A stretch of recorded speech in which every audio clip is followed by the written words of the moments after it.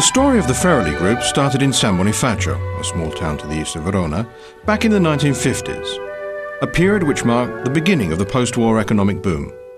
Rock and roll was the background music to epoch-making events. The European economic community came into being in Rome, and in Italy the phenomenon of television really took off, with millions of viewers watching prizes being won in the first game shows. Italian industry took its first steps. Those were the years of important figures, men such as Enrico Mattei, who founded the Ente Nazionale Idrocarburi in 1953.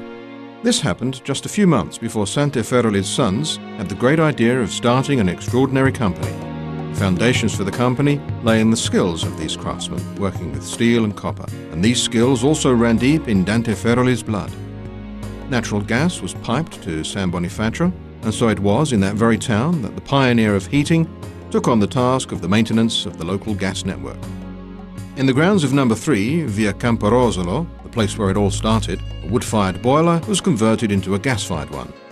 Not long afterwards, the first Ferroli gas boiler was put on show at the trade fair in Milan, not before Dante Ferroli had managed to win a contract with the Istituto Case Popolari to supply boilers to 500 council homes in Verona. Then followed similar contracts for Modena, Vicenza, Schio and Thiene. It was a time when several entrepreneurs of that era began their long journey forward into business. The age of modern industry had begun. The 1960s began with excellent prospects. Scholars all over the world began to study the Italian miracle. And it was in fact in 1960 that Rome hosted the 17th Olympic Games, while across the ocean, John Fitzgerald Kennedy became President of the United States. You could almost feel the economic boom in the air, and society was flooded by the first pop idol hysteria. Girls took to wearing miniskirts, and Beatles songs were all the rage on the jukeboxes. It was also the start of the space age. In 1961, Yuri Gagarin became the first cosmonaut. In 1965, the American space probe Mariner 4 reached Mars. And on the 21st of July 1969, Neil Armstrong was the first man to set foot on the moon. The 60s also saw the beginning of Ferroli Industries. The first factory buildings were completed, and in 1961 the foundry was started up. Those were the years of hard work, but passion and enthusiasm for his work helped overcome every difficulty. Dante Ferroli decided to make his company more international. So it was in 1961 that Mr. Omens from AGPO returned to Holland with 2 Ferroli prototype boilers. Shortly afterwards, the Dutch company became one of Ferroli's main foreign partners. A little later, in 1965, Ferroli decided to break into the Spanish market too, and opened a boiler and radiator production plant in Burgos. This investment created Ferroli Spain, which, over the following decades, has become one of the benchmarks in the industrial universe of the group. The 70s were the years of disco music and Saturday Night Fever, but also the years of protest and terrorism. The world watched as there was conflict in the Middle East, the Watergate scandal in the USA, and the end to the Vietnam War. Italian television began its first color transmissions. San Bonifacio grew. Housing estates crept out into the countryside, schools were built, and businesses developed. Even though these were the years of the energy crisis in Italy, it was also an important decade for Ferroli. In 1970, Ferroli had its first full-page advertisement. The family firm became a limited company and started a French subsidiary. Soon after that, in 1973, the production plant in Alano, in the province of Belluno, was opened. The number of Ferroli employees reached the 500 mark. Production capacity was doubled, and the main policies of the Dante Ferroli entrepreneurial spirit were revealed. Constant investment in the factories, a continuous tendency towards technological development, and consolidation of its presence on the markets of the whole of Western Europe. Ferroli started to compete with large French industrial groups, and was the first to start production of a wall-hung cast-iron boiler. As the decade drew to an end, production in Alano doubled, and the plant in San Bonifacio was modernized. The first few years of the 80s saw the end of the toughest times ever faced by the heating market, whilst towards the end of the decade, important events created new political and economic situations destined to change our lives forever. It was in fact in the spring of 1989 that the first free democratic elections in the Soviet Union were held, Perestroika. And at the same time, the Iron Curtain crumbled with the fall of the Berlin Wall. Innovation and factory automation were certainly the industrial phenomena of the decade, with the invention of the personal computer at its apex. Industry took off again with new machines, new microchips, and later the first robots in the assembly line.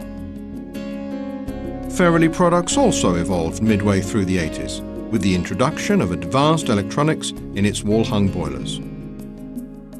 Ferroli began a rationalization process of the production sites and the whole sales network. The Ferroli project engineers were the first in Italy to develop a wall-hung gas-fired boiler with a copper exchanger, and with this the company picked up again in a big way, thanks also to the excellent sales results in Holland and new investments ahead of their time and events.